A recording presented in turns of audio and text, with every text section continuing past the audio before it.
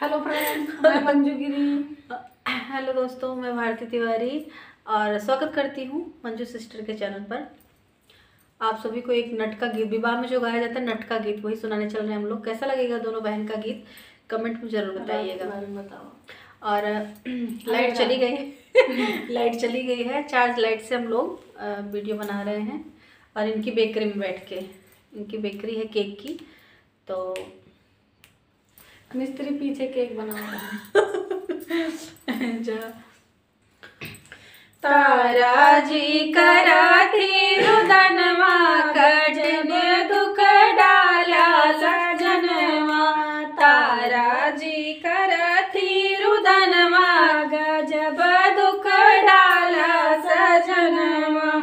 दशरथ के पुत्र यशोदा के लालनवा, दशरथ के पुत्र यशोदा के लालनवा।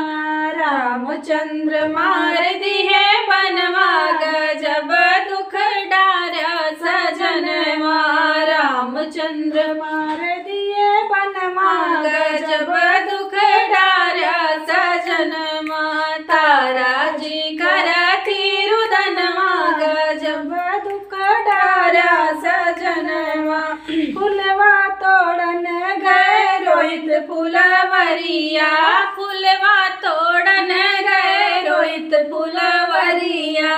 पड़ गईले नाग के समनवा, गजब दुख डारा लजनवा। पड़ गईले नाग के समनवा, गजब दुख डाला सजनवा। तारा जी करती रुदनवा, गजब दुख डारा सजनवा। तारा जी करती रुदनवा, गजब दुख डारा सजनवा।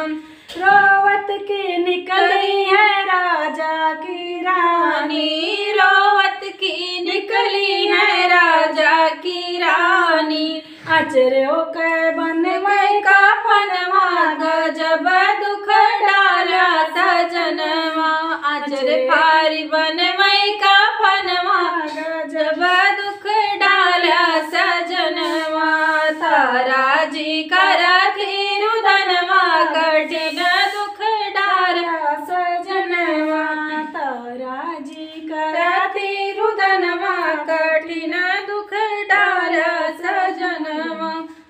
तो दोस्तों, ये गीत कैसा लगा कमेंट में जरूर बताइएगा।